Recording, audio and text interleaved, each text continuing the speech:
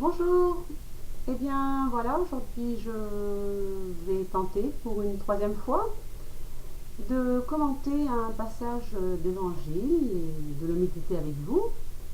Alors aujourd'hui j'ai choisi la première lettre de Saint Jean 3, les versets 1 et 2. Je vous en fais la lecture comme d'habitude. Voyez quel grand amour nous a donné le Père, pour que nous soyons appelés enfants de Dieu. Et nous le sommes. Voici pourquoi le monde ne nous connaît pas. C'est qu'il n'a pas connu Dieu. Bien-aimés, dès maintenant, nous sommes enfants de Dieu. Mais ce que nous serons n'a pas encore été manifesté. Nous le savons. Quand cela sera manifesté, nous serons semblables, nous lui serons semblables, car nous le verrons tel qu'il est. Voilà cette belle parole et cette belle et bonne nouvelle que je vous partage aujourd'hui. Alors vous êtes appelés dans un premier temps à être des témoins, puisque ce passage commence par voyez. Donc vous pouvez venir voir avec moi, en tout cas pour tous ceux qui se disent croyants, de quel grand amour nous a donné le Père. Voilà, pour nous chrétiens, ce Père nous donne son amour à la fois par son Fils Jésus, par son Esprit, puisqu'à travers lui et avec lui, il nous aide à chaque instant à rentrer dans une plus grande connaissance. Et je dirais plus qu'une connaissance, à goûter de cet amour. Voilà. Et nous sommes appelés enfants de Dieu. Donc là, nous ne sommes pas dans une attitude où nous avons à nous soumettre à Dieu. Au contraire, nous sommes dans une attitude d'enfants qui se reconnaissent d'un Père qui est au ciel et qui nous comble comme un parent comblerait son enfant, tout simplement. En tout cas, c'est ce qui devrait être. Alors voilà pourquoi le monde ne nous connaît pas.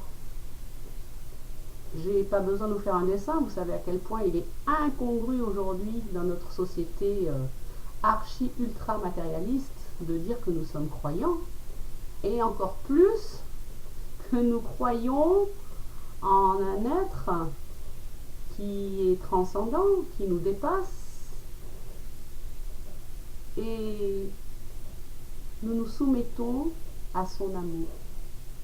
Nous ne sommes pas dans une soumission de justice, dans une soumission bête et méchante, pas du tout.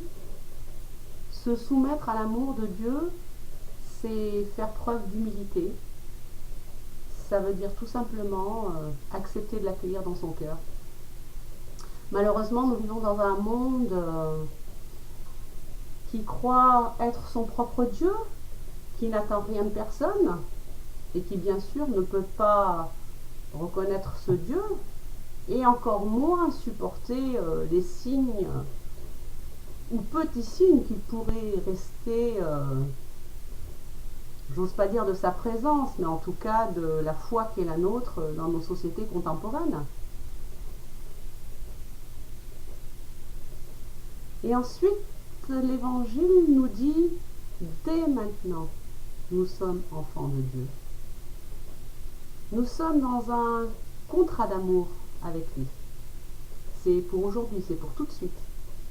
C'est pas quand tu l'auras mérité, c'est pas quand il sera arrivé, c'est pas quand tu auras été le plus beau, le plus vaillant ou le plus pur, parce que ça aussi, ça nous guette, et de plus en plus, ça guette nos sociétés. La pureté. Qui est plus pur que l'autre? Non, c'est maintenant, tout de suite, voilà, que nous sommes enfants de Dieu. Mais ce que nous serons n'a pas été encore manifesté. Eh bien, tout simplement, Parce que devenir enfant de Dieu, ça prend du temps, ça demande du temps. Et ça peut prendre toute une vie. Voilà, donc plus nous l'accueillerons, plus nous le manifesterons au monde. Et nous le savons, nous dit Saint Jean, quand cela sera manifesté, nous lui serons semblables.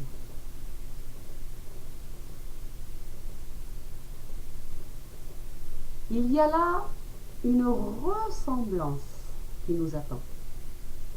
Devenir comme, à l'image de. Nous serons comme lui. Parce que nous le verrons tel qu'il est. Il y a là une attitude entre l'être et le voir qui nous fait entrer dans le mystère de Dieu. Alors je crois que dans les temps que nous vivons, nous devons plus que jamais affirmer qui nous sommes, d'où nous venons, de qui nous nous révélons surtout. De qui? Quel est notre Dieu? Non pas nos dieux, non pas nos idoles, mais celui en qui nous croyons en tant que chrétiens, c'est-à-dire en Jésus-Christ, la vie éternelle. Voilà. Alors, j'espère que cette ressemblance naîtra chaque instant dans vos cœurs, et je vous le souhaite, parce que c'est une très belle vie qui vous attend. Je vous embrasse. Bonne journée.